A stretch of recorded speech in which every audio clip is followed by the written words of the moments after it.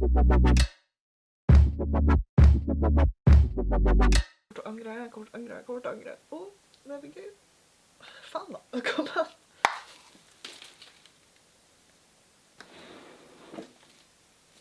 Yay, let's celebrate! Hei folkens, velkommen tilbake til min YouTube-kanal. Mitt navn er Malin, og i dag så skal vi reviewe Carolina X Makeup Mekka sin Glow Up-kolleksjon. Hvis du ikke har sett Glow Up, spoiler alert, Carolina vant hele greia. Gratulerer for det, og siden hun vant, så fikk hun lage en makeup-kolleksjon med Makeup Mekka. Og det er denne øyenskikkerbilletten her. Den fikk jeg tilsendt av Makeup Mekka og Carolina, som er utrolig koselig. Det er også et par andre ting i kolleksjonen, og det er dette hårbåndet her. Og en pakke med sminkekoster som ser... De ser sånn her ut. Veldig fine. Alle har navnet hennes på, samt at det står Glow Up. Very pretty. Kanskje vi trenger litt trommevirvel, men paletten ser altså slik ut. Very pretty. Jeg vet ikke om dere klarer å se det, men hvert navn på øyenskyggene har noe med Glow Up å gjøre, og oss deltagerne. Så for eksempel på den hvite øyenskyggen her, så er det navnet mitt. Den heter Malin, noe jeg synes er sykt koselig. Og de andre øyenskyggene heter Sandra, The Judge, Vetle, Henrik, Hemera, The Final, Idaho, Emilu, altså Malin, Face Off og Bubblies. Det jeg tenkte jeg skulle nå er at jeg skulle lage en look med denne paletten og bruke kostene til å teste ut palettet. Så skal dere få høre hva jeg synes om palettet, om hvordan det funker. Har allerede swatchet øyenskyggene, det kan dere se her. Førsteinntrykket mitt er at fargene er veldig fine. Jeg er veldig giret til å prøve.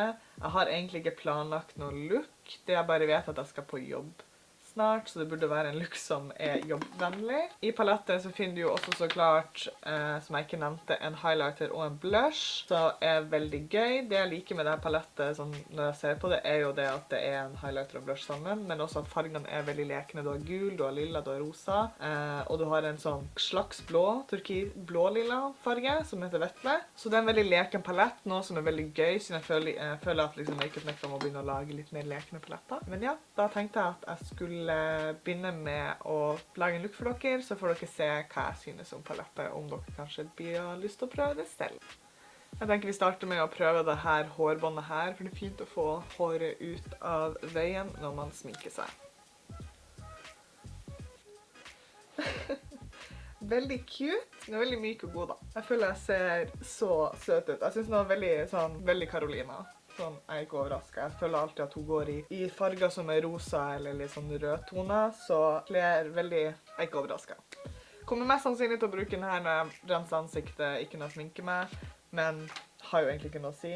Føler at den er veldig cute. Det jeg tenkte at jeg kunne begynne med var å ta på litt highlighter og blush først, for jeg synes det er fint å bare få basen overstått. Jeg har allerede foundation på meg. Så da går vi inn i highlighteren Face Off med en highlighter-kos. Det ser ut som du trenger ikke så veldig mye produkt av gangen. Ok, ja, akkurat ja. Se på det der. Damn! Ok, det der er en veldig blinding highlighter. Og faktisk, den er såpass lys at jeg kunne ha brukt den hvis jeg ikke hadde selvbruning. Og som hvis dere har sett min forrige video, så klagde jeg på at Makeup Mekka ikke har highlighter jeg kunne bruke, for de er ofte for varm.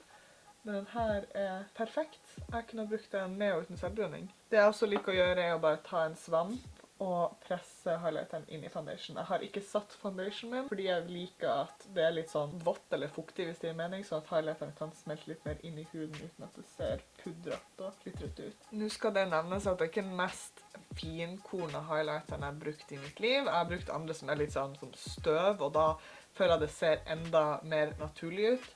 Så det her er ikke en sånn super naturlig highlighter. Så hvis du vil ha en litt naturlig look med denne highlighteren, så må du være litt sånn less is more, ta litt av gangen, og så kanskje gjøre sånn som jeg og slå den inn med en svamp etterpå. Men annet enn det, ser det veldig cute ut, spesielt på kamera. Neste så skal jeg gå inn med denne kosten her, som er den største kosten i kolleksjonen. Det står ikke noe sånn nummer på den eller noe, men den føles i hvert fall veldig myk. Og da går vi inn med blushen Bubblies, som er navnet på favorittgodteriet til Carolina. I hvert fall det godteri hun er inspirert i godteri-looken i Glow Up. Så da bare forsiktig plasserer vi den ned sånn. Men ja, det er en blush. Det er ikke så mye å si om den, annet enn at jeg synes i hvert fall jeg kler den, og den påføres veldig fint. Den er ikke sånn alt for pigmentert. Jeg tar ikke sånn sykt mye når jeg dypper ned i, men det er ikke sånn at du må jobbe veldig lenge for å få en fin farge. Og så blendes den jo fint inn i highlighteren, så det blir pent. Det blir en helhet, som Diana pleier å si. Ok, da har jeg tatt litt primer på øynene mine, og det er på tide å bare leke litt med øyenskyggen. Jeg tenker jeg skal gå inn med fargen Henrik, som jeg synes ser veldig fin ut. Umiddelbart så ser jeg at det kommer veldig mye øyenskygge på kosten, litt fallout i panna, men det egentlig synes jeg er helt normalt. Så det er bare husk å kakke av før det påfører, hvis ikke så får du liksom fallout på øynene dine. Da tar vi bare øyenskyggen. Ok! Det er veldig pigmentert. Ok, jeg hadde egentlig ikke forventet noe annet fra Makeup Mekka, for jeg føler at øyenskyggene deres er veldig bra. Så vi bare legger det ytterst på øyet og i globalen og former det ut i en V-form, like this, og litt opp her i globalen. Litt sånn høyere opp enn min naturlige crease, for hvis ikke så synes det jo ikke. Og det jeg ser når jeg blender det ut er at fargen blir lysere, men jeg er ganske sikker på at man kan legge på mer oppå for å få en dypere farge. Men så langt så blendes den veldig fint ut. Jeg har ikke noe vansker med den så langt. Da går vi inn med en av de andre blendingkostene. Det er 2 forskjellige. Den ene er større enn den andre. Jeg liker å bruke den lille. For at jeg skal blende ut kanten på øyenskyggen, og da går jeg bare inn i shaden Malin. Jeg synes det blir en fin transition shade for meg. Og da går vi bare inn med den, kakker litt av, og bare blende i små sirkelbevegelser. Det jeg ser er at jeg har lyst til å legge til litt mer av Henrik, for å få enda mer farge litt høyere opp.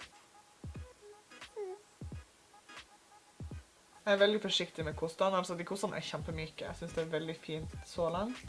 Og så er kosten litt sånn tung, fint materiale, og føles veldig god i hånda. Det er sånne koster kommer den antageligvis til å bruke veldig mye fremover. Jeg pleier å bruke veldig lang tid på å blende, bare fordi at jeg har veldig mye øyelokk, veldig mye hud på øyelokket mitt, så det krever litt mer jobb. Så ja, men øyenskyggene er veldig fine. Nå skal jeg gå inn i fargen The Judge, bare for å dype opp på ytterkanten av øyet og globalen.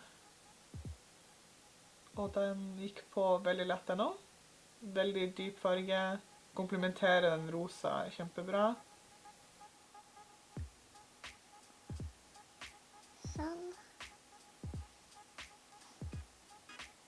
Da er neste steg at jeg tenker vi skulle ha en litt sånn knæsj-farge. Jeg tenkte vi skulle ha en farge opp på lokken, og da tar jeg fargen Sandra, som er en pastell, vil du kalle det en pastellrosa, en pastellskimmer-rosa farge.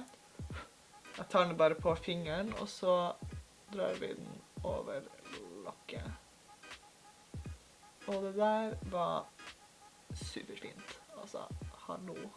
Jeg tar en av de andre blendingkostene, den er litt sånn kortere, fortsatt veldig myk, og så blender vi det litt i kantene. Jeg prøver å ta litt av Sandra på en kost, for jeg liker å se hvor lett det er å få på kosten. Får en del produkt. Ja, den påføres greit med en kost, men jeg foretrekker å bruke finger, for jeg føler at du må gå så mange omganger hvis du skal bruke en kost. Nå går jeg inn i den største blendingkosten i kolleksjonen, og bare blender ut kantene litt sånn ekstra. Kanskje jeg skal bare se litt på Vetle. Det er så rart å snakke om når han ikke er her. Ja, sånn ser Vetle ut på hånda, og jeg tror det kunne vært veldig fint under øyet. Så da går vi inn med den her, det blir en pencil brush eller en blyantskost som er veldig punkter, som kan være ganske greit til å komme til under øynene. Tar jeg bare litt av den på kosten. Det er en del fallout hvis du legger press i panna, så vet dere det. Bare vær forsiktig og husk å kakke av, ikke go helt crazy.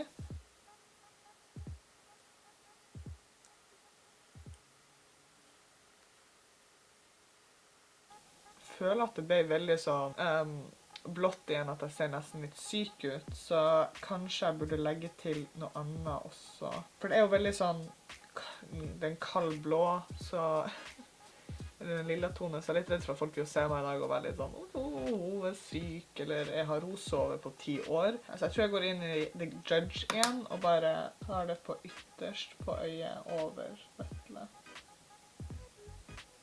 Ok, det ble litt bedre. Nå ser det ikke fullt så ikke sove på 2 uker akkurat ut. That's very pretty. Og da tenkte jeg for en sånn finishing touch på øyet at vi tar litt av highlighteren Face Off. Vi tar litt av Face Off og med blyantskosen og tar det inne, hva heter det? Inne i kroken her på øyet. Jeg vet ikke hva man kaller det, jeg bare tar det på. And here comes the waterworks. Ok. Syns ikke det er så lett å påføre med kos. Komme på, men jeg må liksom gå i mange omganger med det skimmeret. Eller, never mind. Der gikk det. Altså, jeg har enda ikke brukt... Har jeg brukt alle kostene nå? Ja! Jeg har brukt alle kostene. Det er jo fint. Da vet du i hvert fall at du blir antageligvis for bruk for alle. Det blir ikke bomkjøp, og jeg synes de funker superfint på øyet. Nå tenker jeg at jeg bare skal fullføre det andre øyet off-camera, og så kommer jeg tilbake med vipper og leppestift og alt med en liten konklusjon på hva jeg synes. Så ja, ses til neste jump cut. Sånn, da var vippene på og leppen på. Jeg brukte en Rude Lips av Makeup Mekka i fargen Guile, ok ja, i den fargen her, og så tok jeg bare på en Morphe Lip Gloss oppå. Dette er i fargen Sass Act. Jeg synes jeg ser pretty cute ut. Det er veldig gøy å bruke rosa øyenskygge. Jeg synes jeg kler det ganske godt. Ja, en konklusjon på denne kolleksjonen, det er at jeg synes palettet er kjempebra. Kostene er i supergod kvalitet. De føles gode i hånda, de føles ikke superbillige ut. De er veldig god og myk, funker kjempefint. Hvis du har de kostene, så føler jeg at du har det du trenger for til øynene og blush og highlighter. Palettet er supergøy. Det er Skrik Carolina, det er rosa, det er veldig leken. Den har en veldig fin blush som jeg tror blir passet til de fleste. Den har en veldig fin highlighter, og ja, fargene er veldig gøy. Jeg har veldig lyst til å bruke denne gulfargen i fremtiden. Som dere ser veldig søtt ut. Litt fallout i øyenskyggene, men de fleste øyenskygger har en del fallout. Så ja, men jeg synes de er superfine, så jeg anbefaler at dere får tak i det hvis dere har lyst til det. Men ja, Carolina, gratulerer. Du har laget et skikkelig fint palett og noen veldig fine koster, og hårbåndet også supersøtt. Jeg er veldig stolt, og jeg kommer nok til å bruke det palettet flere ganger. Så det var videoen. Jeg håper dere abonnerer til kanalen min. Gi denne videoen en like, og kommenter under hva dere synes om palettet, om dere synes det ser gøy ut, og om dere bør kjøpe det eller ikke. Så da ses vi neste uke til neste ukes video, så vi ses da. Ha det bra!